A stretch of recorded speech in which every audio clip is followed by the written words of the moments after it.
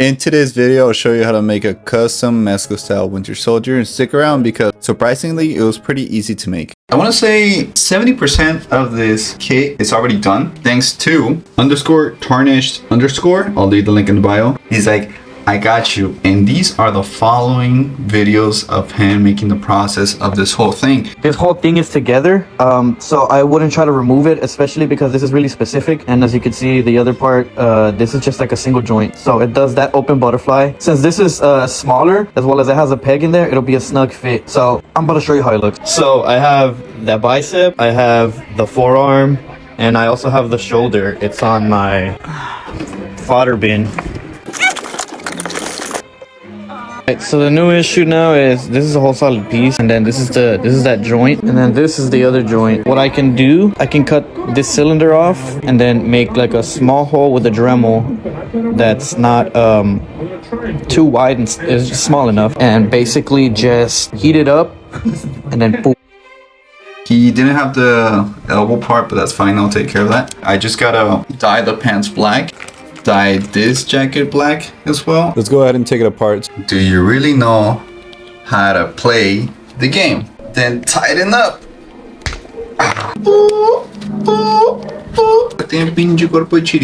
A lot of people make the comparison like, why paint it when you can dye it? Because dyeing doesn't always work on plastic. It really depends on the type of plastic that you're using, and with time what could happen is that the plastic pushes out the dye, making it look just faded. And what works almost 60% of the time, all the time, is when you actually do the prep work to painting. Sand it, paint it, prime it, seal it, and that always is gonna work.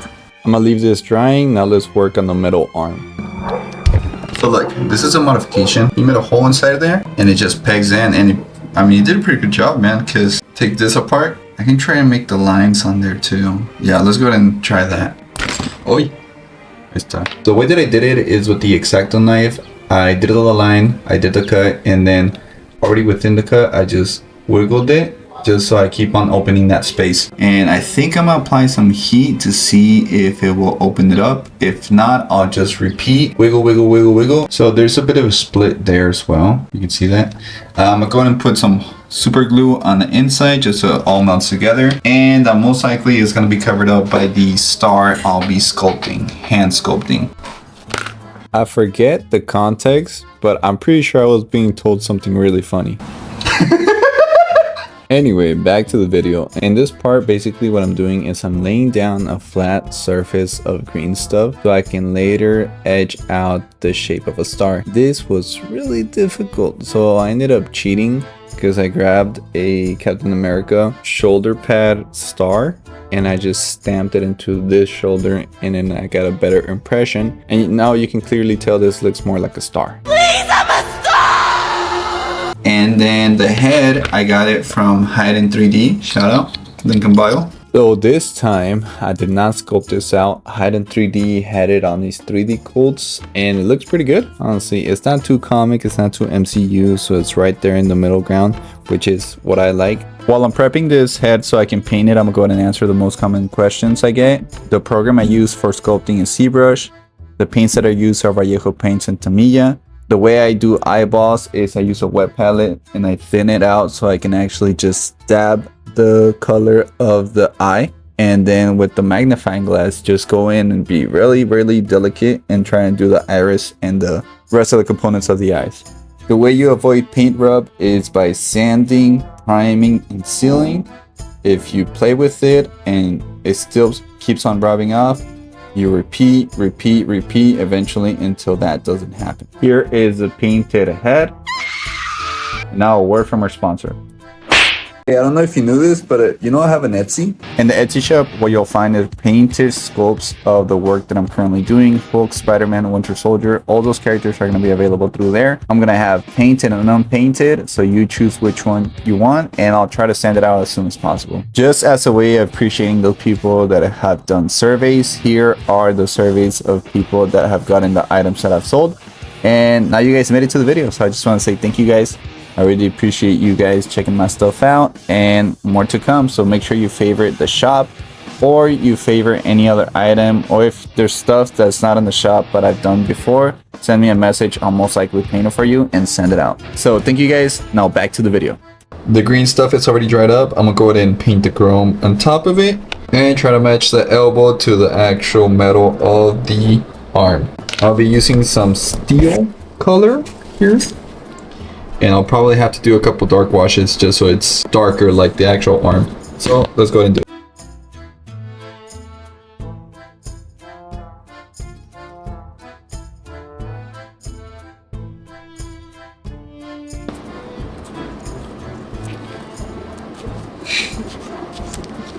This is a part of the video where I'll show you how I fixed this broken gun. So this one, I broke it by accident as I was trying to separate a piece from here. And it seems like it comes apart, but it just snapped. The tools you'll need are these ones. I don't know what this is called. Maybe like a hand drill, I don't know. And the idea is to drill a hole inside here, drill another hole down here, and then insert a rod that goes a little bit deeper on both ends, cover it with super glue, and then it'll fuse them together. And basically that's how you fix this type of weapons.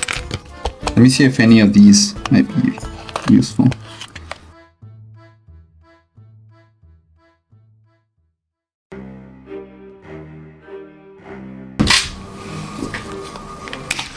Okay, now that you have to dig that hole, what you want to do is add a bit of super glue because it will fuse with the plastic inside of the gun.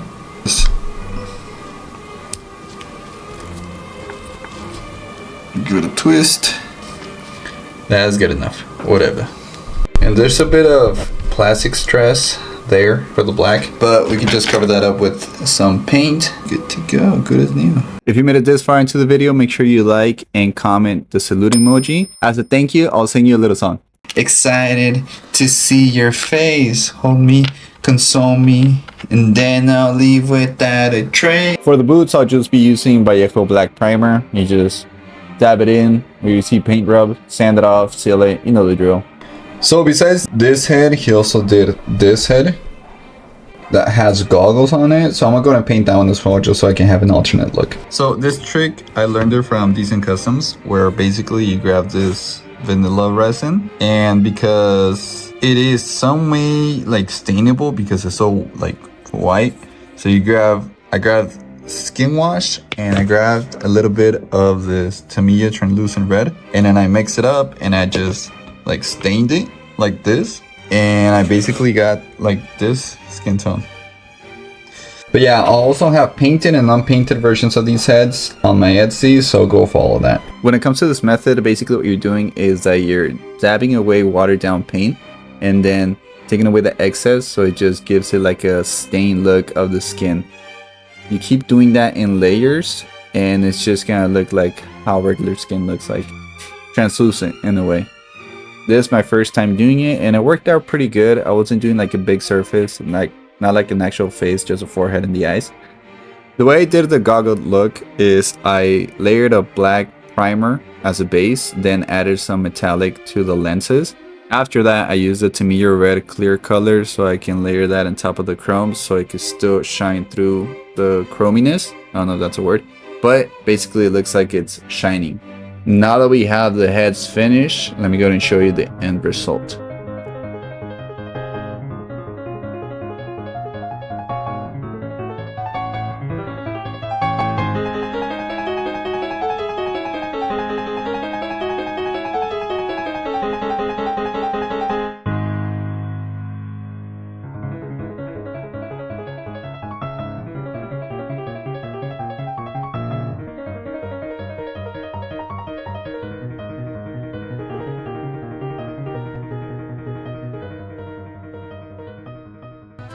Alright, we're gonna go and do a bunch of size comparisons because this is a custom Mezco, so I'm just trying to get a feel how it's gonna look with the rest of my collection.